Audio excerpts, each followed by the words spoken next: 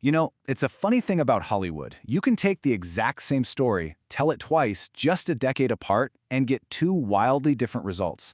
One becomes a classic that defines a genre, and the other, well, it just gets forgotten.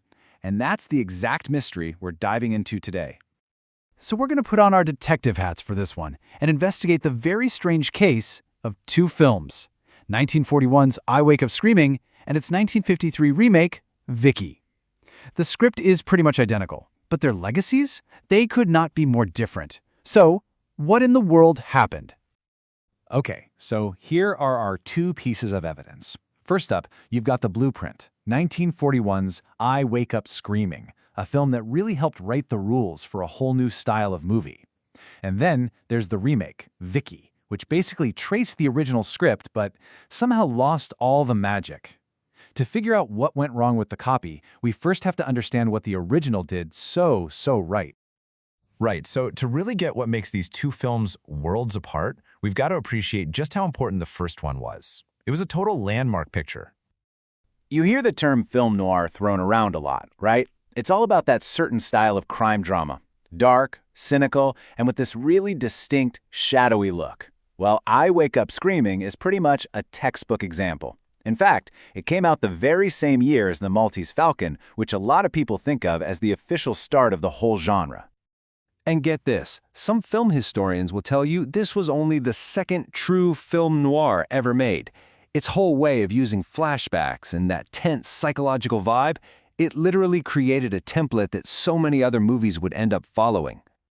Okay, so we've established the original as this super influential classic. Now, let's jump forward to 1953. The same studio, 20th Century Fox, decides to remake its own hit. That's a pretty gutsy move, especially since the first one was still pretty fresh in everyone's memory.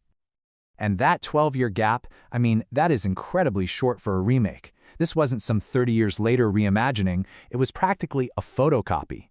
And because the time frame was so short, the few changes they did make become way more important. And this brings us to it, the single biggest difference between these two films, and honestly, the key to solving our entire mystery. It all comes down to how they portrayed one character, the obsessive detective, Inspector Ed Cornell. I mean, just look at this comparison. It says it all.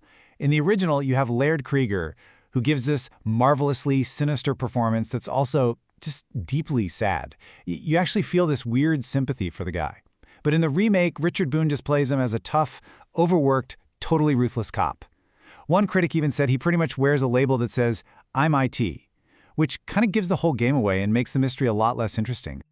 See, Krieger's performance is what makes the original movie so special. He creates a villain who's both a real menace and also kind of a tragic figure.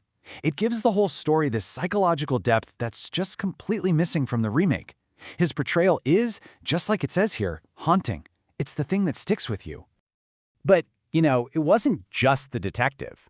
The whole feel of the movie changed because of the star power, or maybe the lack of it, in the main romantic roles. The first movie had two of the biggest stars on the planet at the time, Betty Grable and Victor Mature. Now, even if some critics back then debated how much chemistry they had, just having them on the poster gave the film this high-stakes, big movie glamour. The remake, though, it just felt more like a standard by-the-numbers crime show with leads who were good but didn't have that same magnetic star quality. And the making of the original was filled with its own off-screen drama, which is always fun. For a minute, it was called Hotspot. They cut a musical number so Betty Grable could be seen as a serious dramatic actress. And poor Carol Landis, her lips were stained blue for weeks after a mishap at the dentist. Even Laird Krieger, our villain, was on set working right after an emergency appendectomy. All that chaos just kind of adds to the movie's gritty, unforgettable legacy, you know?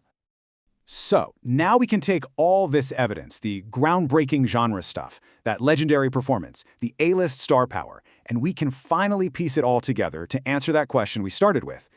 Why does one of these films live on as an absolute classic, while its near-identical twin is barely a footnote in movie history? And it really all comes down to tone. The original film's magic was in its gray areas, its haunting mood, and that complicated tragic villain. The remake basically sanded down all those interesting, messy edges. What was left was a story that was fine. It was competent, but totally flat and in the end, forgettable. You can really see that difference in how they're remembered today. One became an enduring classic, something that's essential viewing for any film fan. The other one's more of a curiosity, something you might check out just to compare after you've already seen the original. And this critic's take on the remake just nails it perfectly. By making the detective a simple bully and the story is straightforward whodunit, Vicki lost the one thing that made the original so powerful, a reason to actually care about anyone on screen. It lost its heart.